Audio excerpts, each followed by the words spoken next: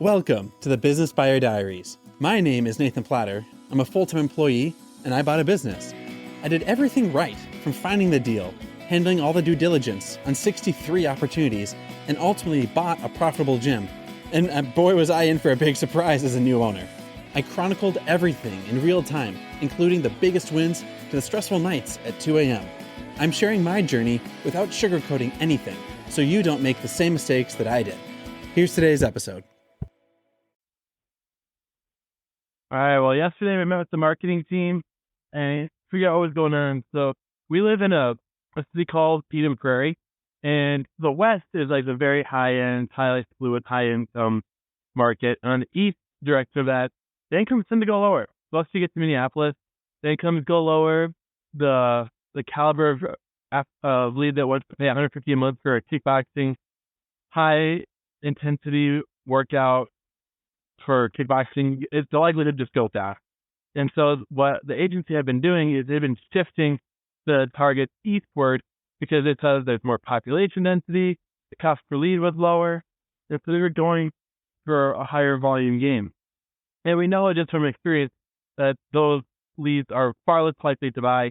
And you have to get like double your leads, the number of leads end up buying drops by like 90%. So you're able to pinpoint pretty quickly that, okay, that's good experiment, but no, we're not going to keep that going forward.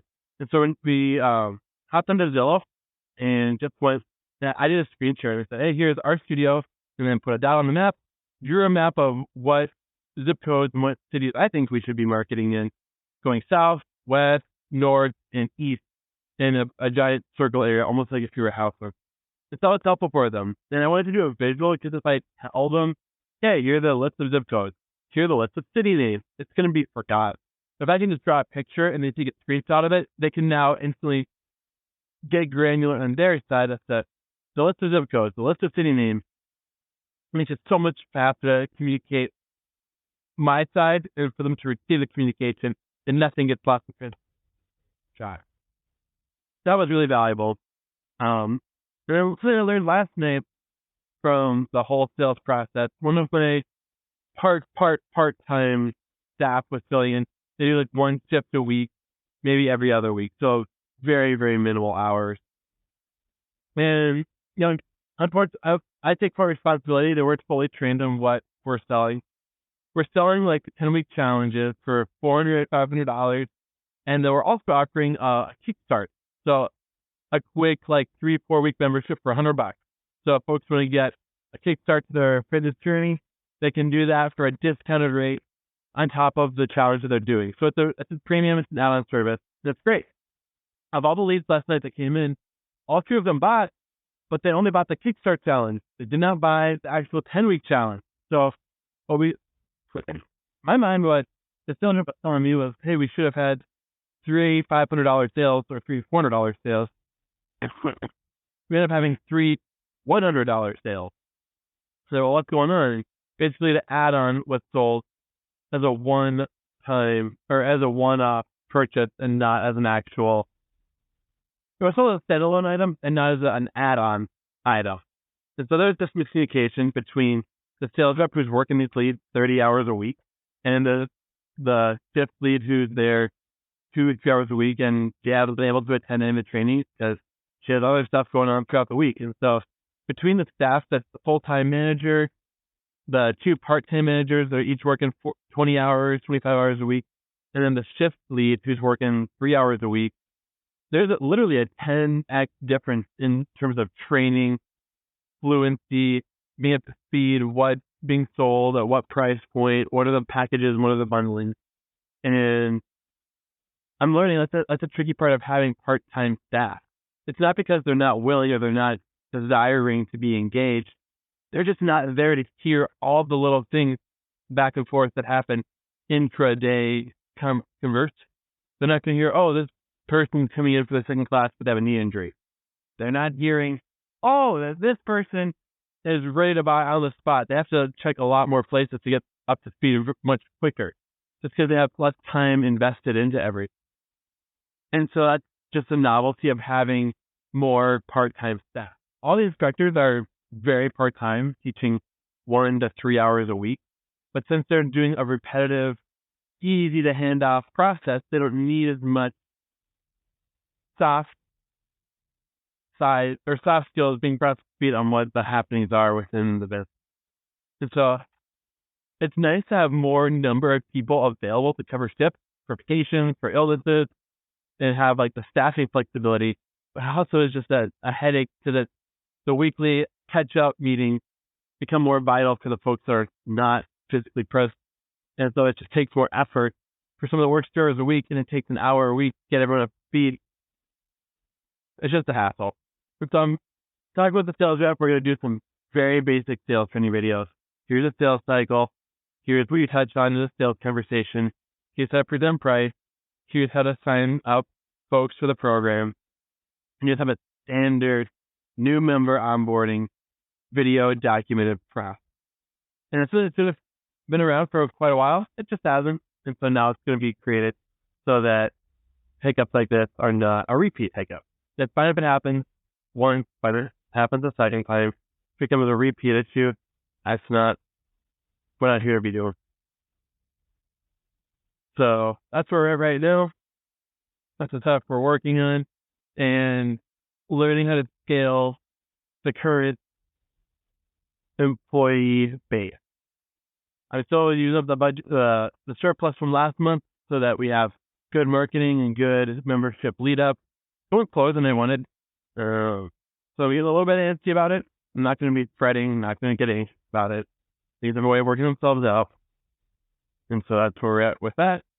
Heard back from a lender. We're good to go on. We got one lender submitting a loan of interest, basically like an approval letter that they'll fund the deal for the second location. That's exciting. The seller is part of the deal for that one. Was called Bank G because they have a very funny name and it starts with the letter G. That lender is wanting the seller to be on standby for I can't remember how many years, but they would start getting their first payment after 3 years. So it's a very buyer-friendly term on the seller client. And the seller is on the older side. He's probably like 60s, maybe 70. And so for him, like, you got to wait 3 years to get your 10-year payout. I mean, if he's 70 and he's waiting to get his payout until he's 80, like, I don't know. I don't really think of that. Well, I kind of know. He says that he doesn't know if he'll be alive for that. And so I'm like, yeah, you sure he won't be. But, like, I mean, how many people make it to 80? So figuring out what's the bank willing to do, what's the seller willing to do. I'm getting trapped into the thought of, man, that club is profitable, but when everything is very smoothly, half of that profit goes straight to the SBA payment and the seller payment. So like, oh, man, do I really want to give up that much profit to just paying off the cost of owning it? Like, that's so much. That's a high cost of whatever. So they realized, like, no, this is an expansion loan. It literally says my equity injection is $0. And so if I put out $0, but even if I get like $20,000 back, ROI-wise, that's a huge return. That's an infinite return. So there's going to be time investment, employee turnover investment. It's not going to be smooth sailing. There's going to be headaches and lawsuits and tax issues along the way. So it's not, you just buy the business and it's smooth sailing. So there's a time cost element. But it hit me the other day that after 10 years, like, my kids are young, like they're under 5 years old. 10 years from now, when these businesses are fully paid off, 100% of that cash flow goes straight to us. Of the cash flow, not the revenue, but cash flow. And so if I got 2 cash flowing clubs, and like and basically make like what a manager or a director we'll just say a manager at like a tech company can make, and I own 2 small businesses, and I'm working 20 hours a week, 10 hours a week. I've basically retired at like 45 years old. And that's not a bad deal. And that's very, very appealing. And so it's easy to, 10 years, I'm going to be old, working at a day job and owning 2 businesses, or just working these 2 businesses, and half my money is out the window just to make payments on what I bought. But on the flip side, I'm going to own something that And people spend 40 years working to roll the dice if they can retire with an IRA and a 401k and no pension and increased medical costs. And hopefully Social Security will be there, which for me it won't be. And people are rolling the dice. I could have two cash flowing businesses. Assuming I keep them for 30 years, then we're in a good spot. They're fully paid off. They're running. They're operating. And if I want to sell them, I can get my payout and go do something else or roll it into something else. So that was a huge eye opener that there is a 10-year end sight. I'm almost like a 55-year-old, and I'm 10 years out from retirement. I just got to make it those final 10 years. And I love what I do. I love the businesses. I love the membership base. So I'm not counting down the days to retirement or when I can be done with this. But just that realization that the cash flow and the balance sheet of all this is worthwhile. So even if it's a headache, even if I'm making huge payments on this, even if I don't make a whole lot of money, I'm working towards something where I can, one day, I'll have that last, for the second gym, it'd be a $7,000 monthly payment for the loan.